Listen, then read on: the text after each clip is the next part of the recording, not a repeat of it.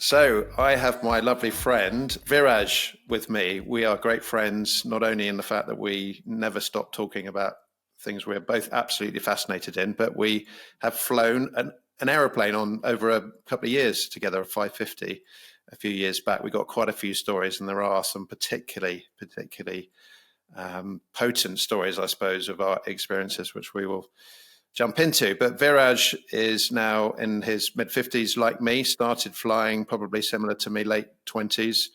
Started off as an optometrist, didn't you, Veeraj? Give us a little bit of a history of your career. Yeah, hey Ben. Because I enjoyed biology, I ended up choosing optometry. Story of my life really is that I'd never really had any experience of anything I've applied for in my life, including optometry. I'd never been to an optician's before, but I thought, oh, this sounds better than being a doctor or a pharmacist, where you're counting pills, or a dentist looking into mouths all day, which didn't really appeal to me. And I thought a doctor would be too much of a responsible position, life in your hands and all that kind of stuff. And so I was accepted on two different courses, and I chose Aston in Birmingham. So I ended up being an optometrist. And when I went back to British Airways afterwards, after getting my degree, and wrote to them, they came back to me and said, oh no, we're taking younger guys as, direct entry cadets and that kind of thing. Not direct entry, but cadets coming in. So the goalposts were moved behind me. And it was a bit too late for that. So I carried on and became an optometrist, got my professional qualification. And I was working in the high street as a full-time optometrist in Bristol. I was living in Gloucester.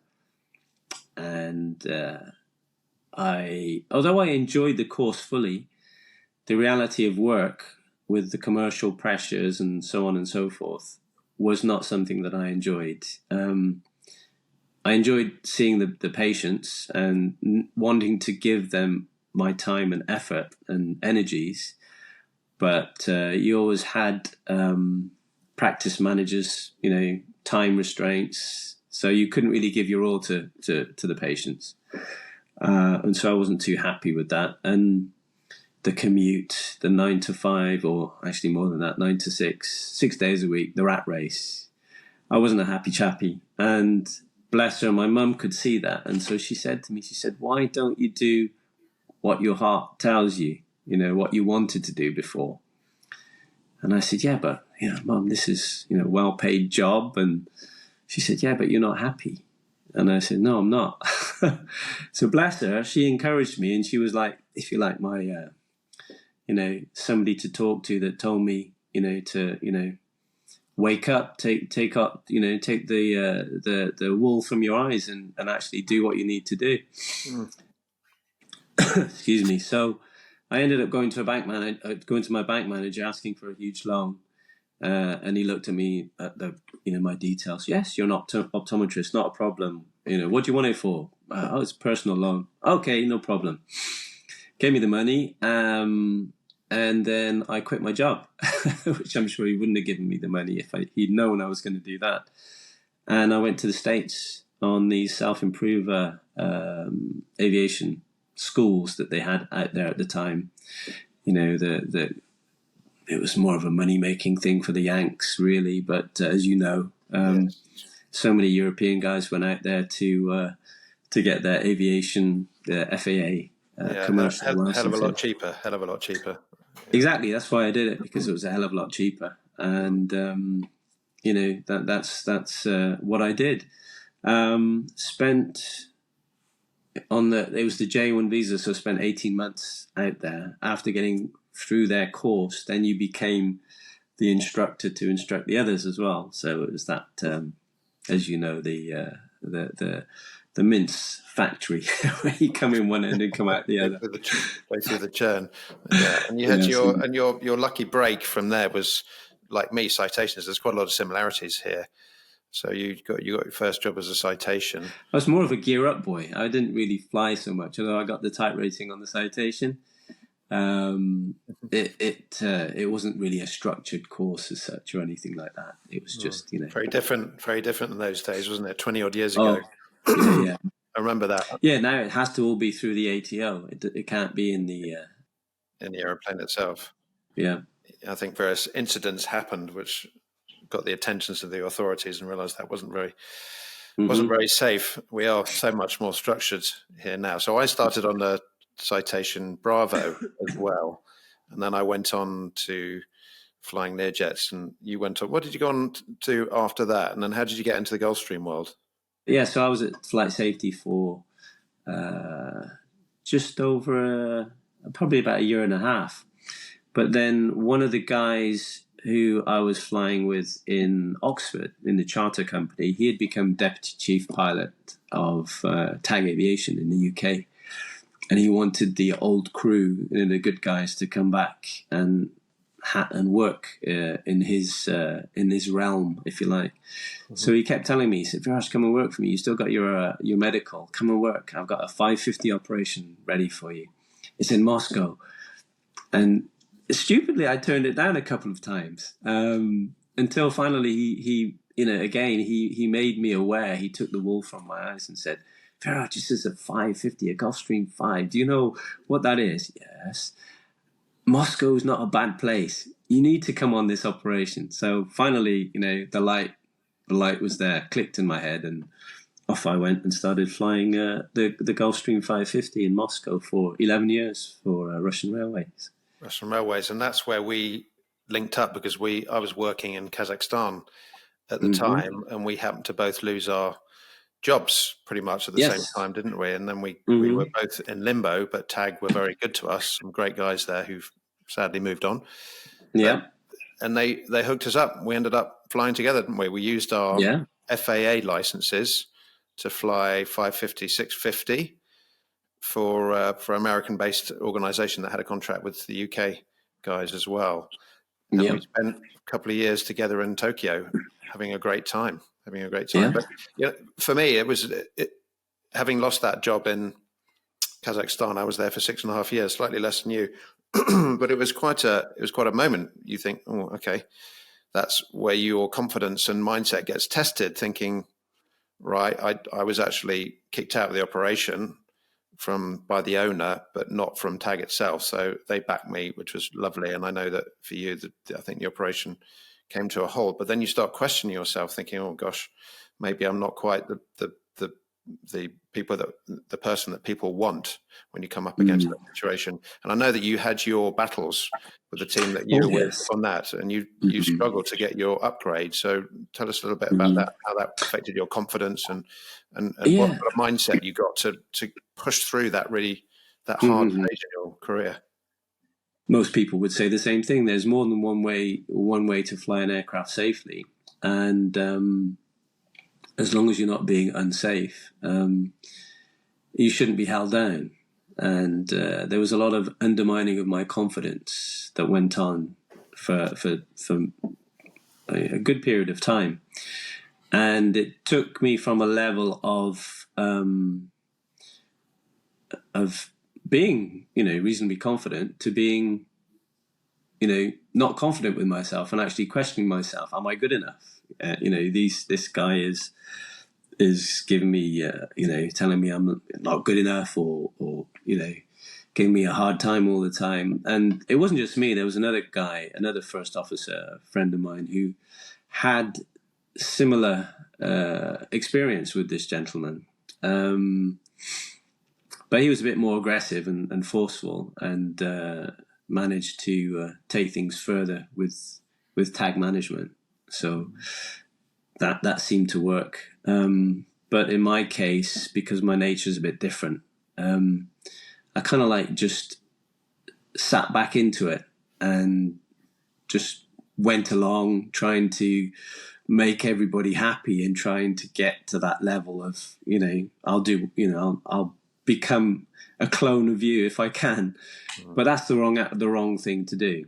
And so finally, the operation came to a halt, and we went to Nissan, and the whole culture and philosophy there was so much different. With one of our colleagues there who was tasked with the line training, and straight off the bat, as you know, started flying with them as captain. So and no looking back since then with all the different operations I've had. So it made me realize that you get the wrong person, or the person is in a position where they shouldn't be in that position.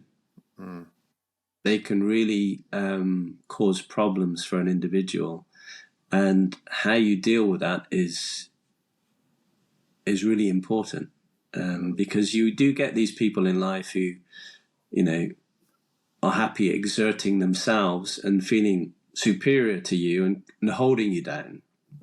Many people, and I think many of those kind of people, it's because they have a lack of their own self-confidence and an insecurity for themselves that they do that. Because the best instructors and trainers that I've flown with, they are so chilled and relaxed and know how to get the best out of you rather than undermining you and holding you down.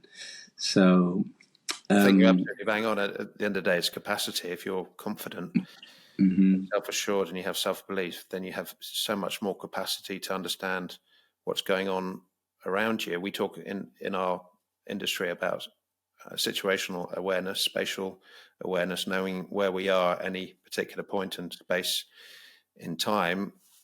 Of course, we've got to know a lot of things that are going on. We've got to consider our aeroplane, or the technical side of that. We've got to consider the mountains outside. We've got to consider the weather conditions.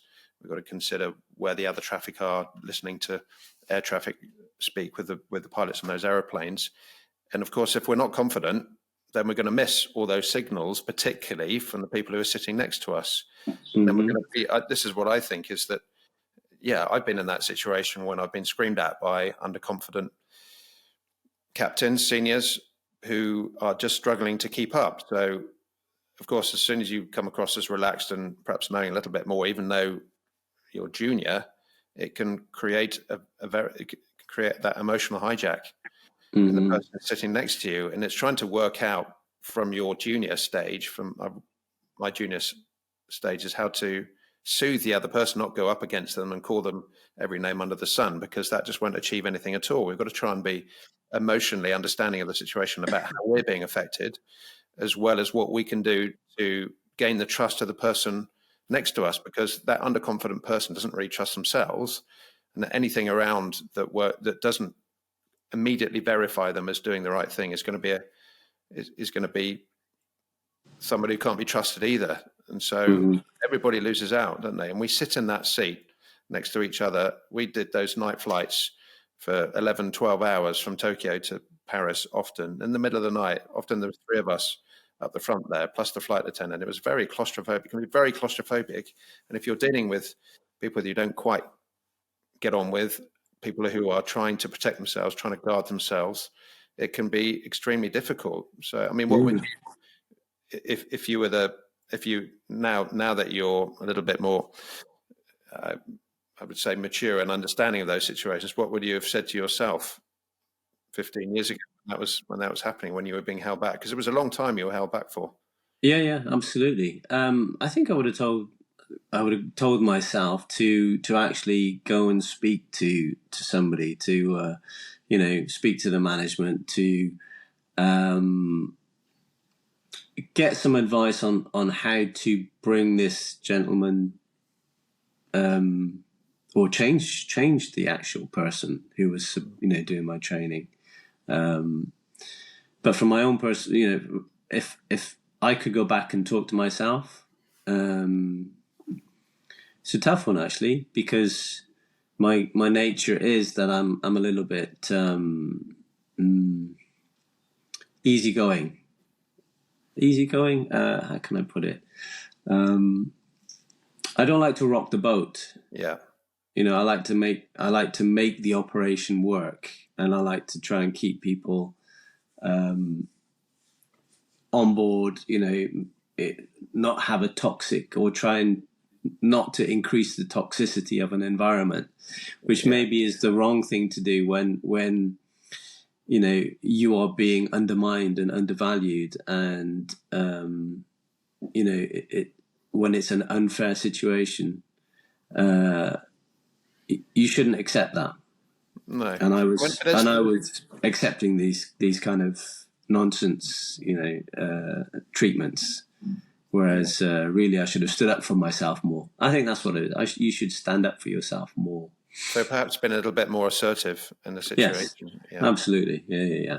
I was a bit too laissez-faire, Just hoping that it would come right. I think that's the thing, though. You pointed out that you would have gone to ask somebody for their support. And I think this is the classic thing for us males, particularly, is that we can't ask for help. We've got to come up with a solution and fix the problem ourselves. We're the fixers. This is what we've been bred to do. Yeah. I know certainly in my younger years, I felt that little bit of shame for going out and asking for help. But I realise now how utterly ridiculous that is, because we're all here to support each other. And we have had hours and hours of discussion in the middle of the night over Siberia, talking about spirituality and how we are all connected to each other in everything we do.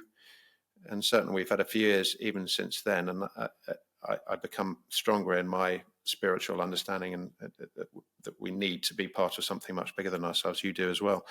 But again, how do we can't change. So that captain that you were flying with, is there any way of changing him other than setting an example?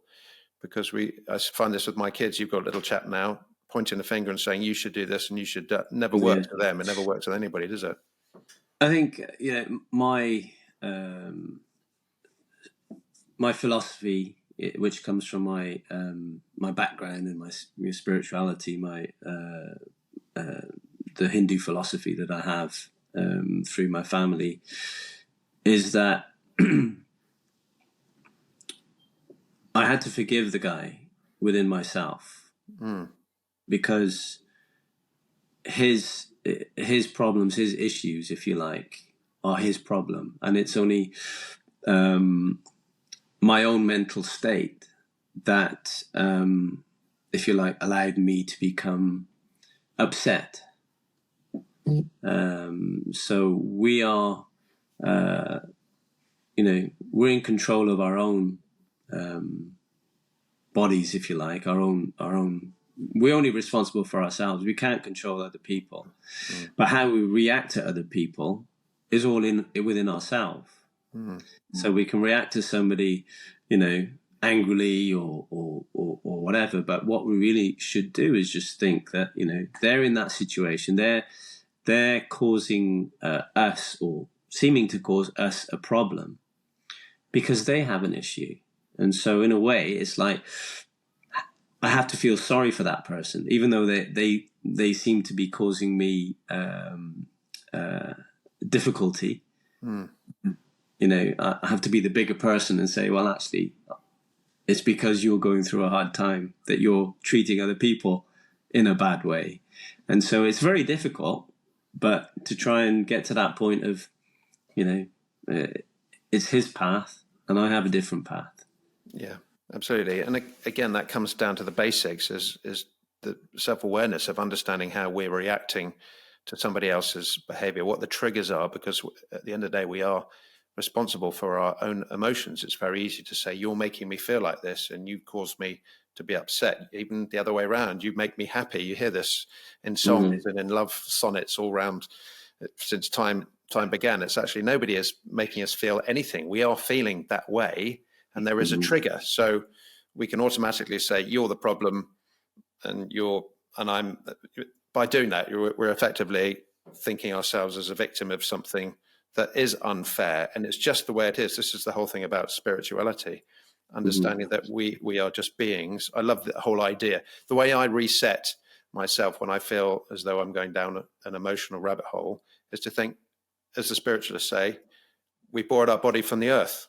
We're all part of the same system. We borrowed our body from the earth. So we're just a being. We're a spiritual being some people might find this a bit, oh, this doesn't really make sense. This is all a bit too heavy for me. But it takes me out from myself, from my identity of thinking, well, I'm okay person. I haven't done, what have I done wrong here? What have I done wrong? Because I immediately note that I'm becoming a victim in that situation. But it's very hard, isn't it? We get, when you're sat next to, in that claustrophobic environment, our progression through the channels is being held back. It's extremely different. And we're hit different ways. I just wanted to, perhaps we could move on to that, to the big story, which is one of the biggest moments in my aviation career, as well as my own emotional personal life, was over the South China Sea years ago, 45,000 feet. We had taken off from Tokyo. Straits of Sumatra. Straits of Sumatra, exactly. Tokyo, night flight on the way down to Jakarta. We'd been looking at ways to get around the hurricane that was around that area for the last couple of days. We've done a lot of work, a lot of discussions with our operations department, working together really well as a team. Hour and a half, 2 hours into the flight, we got through all the dangerous part. Guys had been fed in the back. They were asleep. Our flight attendant was asleep. We were sat in the front. I went back for a cup of tea. You're in the left-hand seat. Got in the right-hand seat. No sooner had I strapped myself in than massive turbulence out of nowhere. Something we'll never forget, right? No, absolutely. Yeah, weather radar didn't show us anything. The EVS didn't show us anything, which was very strange. And then all of a sudden, out of the blue, we were flipped. Well, not flipped, but the turbulence kicked out the autopilot. And I just remember that we went into that mode, which is down to our training. Even though when we do, and this is the whole thing about, you can make your body and your mind trained to do something like on automatic. It's a muscle memory, because we've done so much training. It just kicked in about, how to recover from it. And I just remember, being very surprised, obviously, taking control and trying to get the aircraft back on a stable track. And I just remember hearing you very calmly giving me the speeds, giving me the altitudes and the rate of descents or climbs. And we got it back. We got it back to the level. And after that extreme turbulence. But then we had the other surprise, didn't we? All of a sudden, four more surprises. Four big surprises. Several times by lightning. Yeah, big lightning strikes. I mean, I still think of that now. I've never seen anything. I don't think I'll ever see anything like it. That bolt of lightning, literally feeling as though it hits you on the nose. And I remember in that situation, I was in the right-hand seat, so you were handling. Autopilot got kicked out, nose came up quite sharply, then the left wing dropped, then the nose dropped really quite quickly, and the red tapes of overspeed started to come up. Pretty nasty situation. You got hold of it really quickly and stabilized it. Because we'd been in the training, I think you're absolutely right. We've been in that training environment, and recently we'd been, I think maybe together, the two of us, we'd gone through the Air France accident in the South Atlantic when they went through the thunderstorm and it screwed up the system, so they couldn't work out whether they were going fast or slow. And that was the immediate thing that came to my mind, is like, whatever you do, come back to your senses. If it doesn't make sense there, how does it feel? Are we going too fast? Are we going too slow? And I really nailed it in. And if it wasn't for having been in that simulator, having gone through the situation that those poor souls didn't survive from, then if we'd been in that situation, wouldn't I have been able to deal with it? Who knows? I'm definitely not the hero pilot that thinks I can handle anything. You just don't know in that situation. But what I do remember is the feeling of my emotions at the time, how it was hitting me.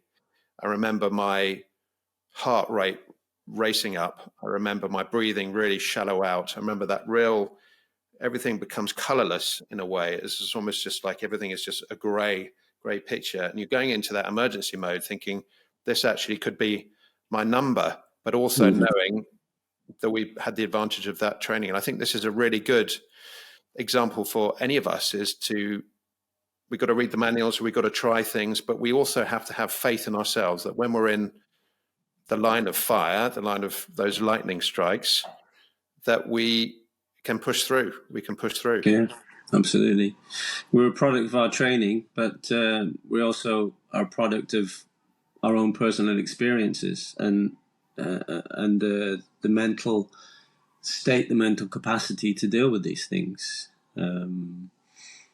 So yeah, I mean, can you remember how you felt at the time? Can you remember what was happening in your body? I remember it was a surprise, but I remember I didn't feel fatalistic, and I think that's because of my background and all the rest of it. Because, you know, although I don't want to perish, I'm not afraid of perishing. And so, yes, the thought flickered through my mind is that it's almost like I had the confidence, or not the confidence, the belief that everything would be all right. And so, in a way, that it was so quick, wasn't it, Ben? It was such an intense, situation, and so quick that I remember the surprise factor, the startle factor, for sure, and also a little bit of, you could say fear. A little bit of fear was there, but as you said, we just kicked into doing what we had to do, almost like automatically. And it's only afterwards that we, when the autopilot's back in, when we're cruising, that we can reflect on these things. It was, oh my God, okay. That's when you really start to assess the situation that you've just been through, and thank the stars that we're still there, and that the aircraft is such a great machine that it keeps going. It was funny, wasn't it? Because all the passengers are quite happy about the excitement of it all. I know. Well, some of the being a slightly different culture, there was that uncertainty about actually talking to us. But one guy did. I think he was quite charged about that. But having studied the physiology and understanding a bit about the brain there, I know what was happening in my situation there. The fear is a good thing. Fear is a good thing. It basically, our fight and fly system, the sympathetic nervous system kicks in to say, you got to do something pretty damn quick. I'm going to shut everything else down in your body and your mind that you don't need in this particular circumstance, either to run away, fight the situation, or perhaps freeze and listen to what else is going on. Of course, we weren't in that. We couldn't turn around effectively and go back. We had to keep going on. We couldn't fight the situation. We just had to take it second by second. But I think understanding that you have that limbic system, that sympathetic nervous system in the back there kicking in immediately, we need to add that sophisticated part, the neocortex in the front.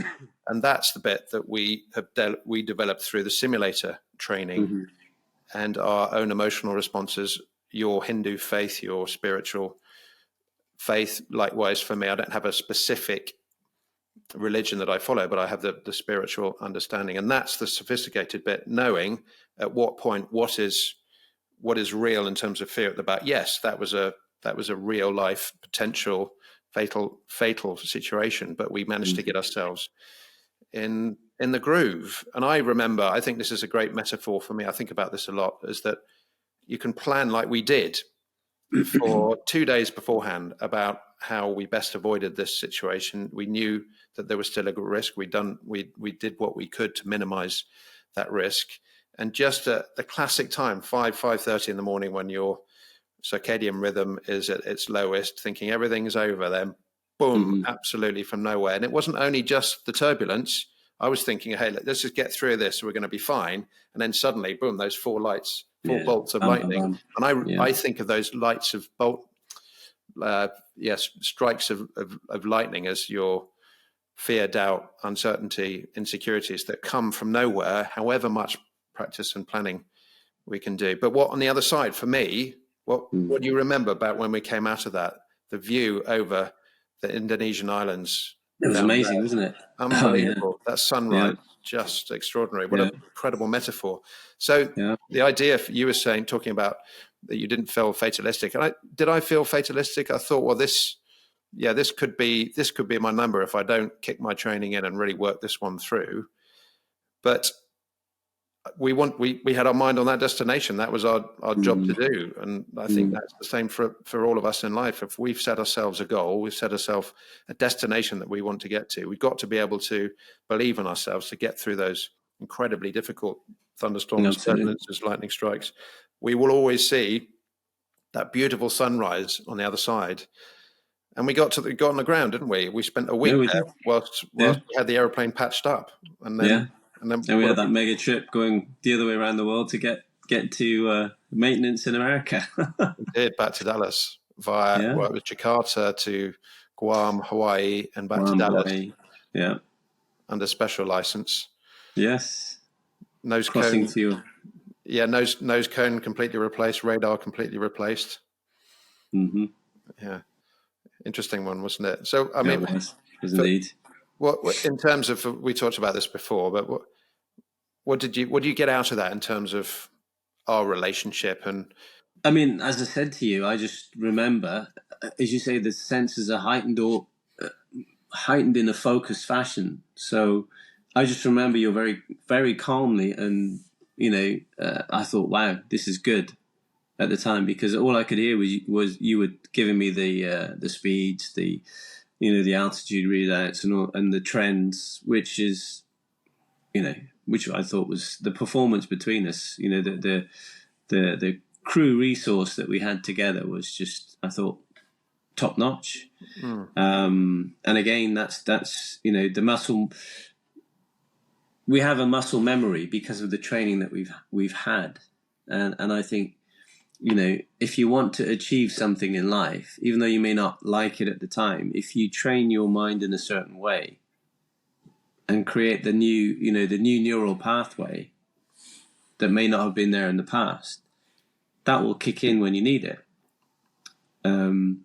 So it's all, I think from our aviation perspective, the whole doing the CRM, the training, it gives us that ability to deal with situations without actually thinking about it, because we didn't think about it. We just did it. There was no time to think about it. We just had to do it.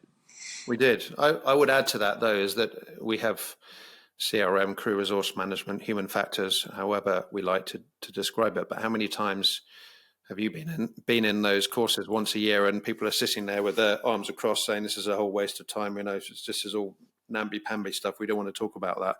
You've got to buy into that. And I think that's why, on definite reflection, so many times in the last few years, why did we work so well together in that very intense, very short period, is because we are very much in touch with our emotions. We really try to understand, we try to develop, we try to educate ourselves on that, talk about it openly.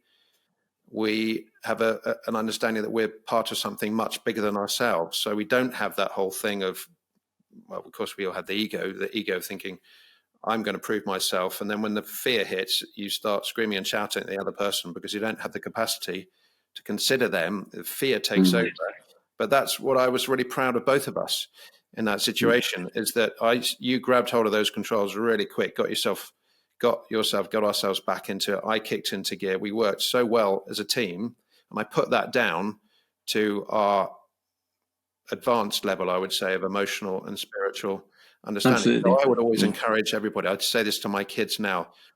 They get sick of it, but I keep reminding them that actually we can have the mindset of, I'm going to do this and I'm going to do that, and I'm going to get the Range Rover and I'm going to get the house and the big job, and I'm going to get out and I'm going to get fit and have big muscles and I'm going to look beautiful. But actually, really, you've got to have those, but you've got to have the emotional and the spiritual side in there, because otherwise we don't find peace in life to be able to deal with things. And what was the one word? I remember we had lunch a few years ago, and the one word that you mentioned that we got out of that. Do you remember that one word? Brothers. Yeah, you said brotherhood, and that's a male. That could be a male thing, but it's connection. But the connection. Yeah, absolutely. Yeah. And it's that thing that we've talked about, many times when we were flying along, about how everyone, is connected, and it's if we realize that more, or if people realize that more, then, hopefully things would be better. Agree. I so agree with that. And I think we watch these fairy tales when we were a kid of Prince Charming coming across the world to save poor old Cinderella, who's at the mercy of a horrible, malevolent force.